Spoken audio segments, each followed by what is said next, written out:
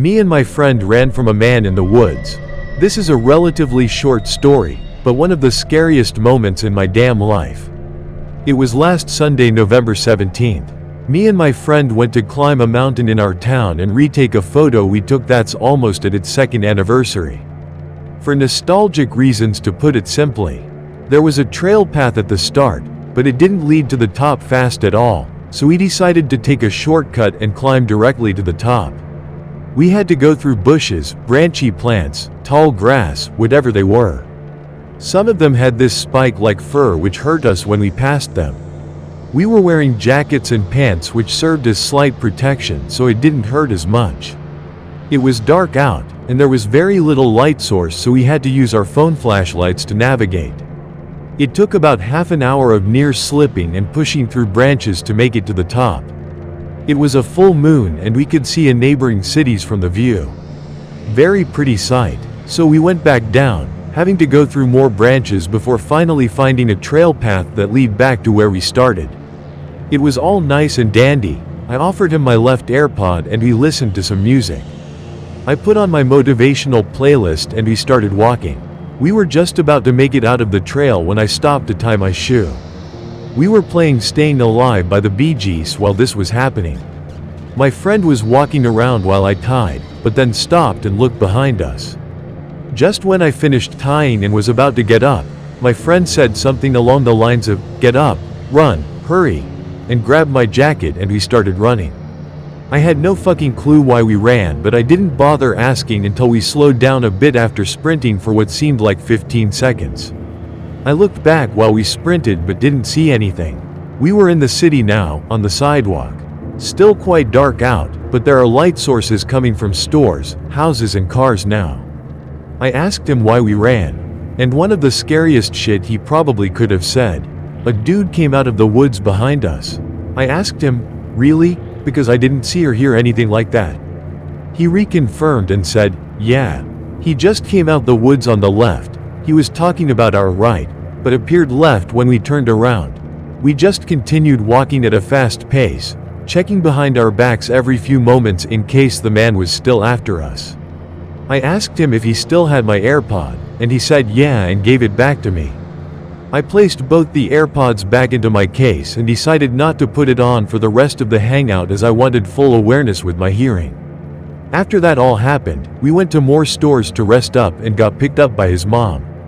We got home safely. For clarification, me and him are capable of self-defense, but we realistically can't do much.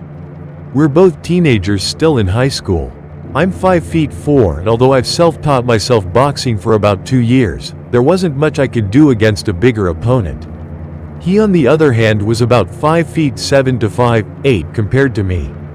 He also brought a pocket knife with him in case we came across a potential aggressive animal during our mountain trip. We still didn't want to risk our lives potentially if the man had a gang waiting, or a gun or weapon of some sort. That's basically it. One of the scariest moments of my life, happening just last week. I don't know if we plan on ever going back to that mountain again, but if we do then we'll probably bring more people or go earlier in the day when it's brighter out. For some questions you might have, why didn't you call the cops or tell your parents? We didn't want to cause the cops unnecessary trouble. Just a man in the woods, no crime being committed. I don't know about my friend, but I didn't tell my parents. I don't want to freak them out and potentially never be able to hang out again. Why were you guys going to the mountain so late? We initially first met up at 3 p.m. We went to buy some food and drinks, and by that time, the sun was already going down and turning dark. We still for sure wanted to climb the mountain today and take our pictures today. We were planning this hangout for about a week or two, and we didn't want to delay our photos since we missed the picture's first anniversary last year, and didn't want to miss the second anniversary this year. Was your friend joking or for real? My friend confirmed many times what he saw. I don't doubt him despite me not seeing or hearing the man. Call this glazing or meat riding, but I trust my friend's judgment and he wouldn't make a joke this serious run this long. And plus, he genuinely seemed paranoid as shit after that moment. You wouldn't have caused the police any unnecessary trouble. It's their duty to aid someone in danger, and he was already committing a crime for the sole intention of causing you and your friend harm. You are still in time to report it, and doing so might possibly prevent this from happening to someone like you in the future if they ever found that psycho. Calling the police non-emergency number and asking the person who answers to write down a report of this suspicious interaction is no big deal. It is not inconvenient or bothersome to cops. It may even put a record in for future reference if the guy does something else that ends up being a crime. Why do these retards never contact the authorities, never telling anyone? Coward mentality SMH. Was I possessed? Hello. I am looking for someone who may be spiritually knowledgeable to tell me what the hell happened to me. I have posted on this Reddit a total of 2 times. This one is my 3rd. The first incident was about a man I saw in my closet in my previous home. Now, at my new home, we keep experiencing weird stuff in the bathroom, such as lights being turned on, things falling off the counter, and things being pushed out of the bathroom. I have 2 things to talk about. I was sleeping in my bed, obviously, and I felt like I was in this limbo. I was awake, but at the same time, I was not awake. Let me explain. When I sleep, I lay down, like any other person, duh. But for some reason, when I snapped out of this limbo, I was sitting up straight, staring into the darkness of my room. It was so odd. I felt like I had been awake without actually being awake. On a separate night, I was listening to music, specifically this song by a guy named Gemini. I believe the song was called Sleep, by Gemini. I believe I was watching TV when the screen went dark. I thought I heard something in my room. It is completely dark at this point, so I took the covers off of my head slightly to peer towards my closet. I swear I saw a shadow with a knife lunge at me. I ducked back under the covers, quickly panicking. My heartbeat was irregular and I was freaking out. Of course, nothing happened. Also, a side note. My brother swears up and down that I hear someone walking past his door at night. He swears that it's one of us, but that can't be true. When everyone is asleep, we are asleep. We don't walk around at 3 o'clock in the morning doing diddly squat like he does. We are religious, but we don't believe in any Christian faith, although we read from the Bible. I wouldn't say we have a specific religious philosophy we follow. We just read the Bible and decipher it like codes. It may not be for everyone, but it is what works for our family. Someone, please explain this to me.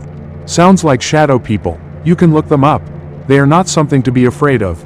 They can scare the shit out of you. The little boy. I grew up in a rural area that at one time bore witness to an atrocity carried out by native tribesmen in the European settlers living there.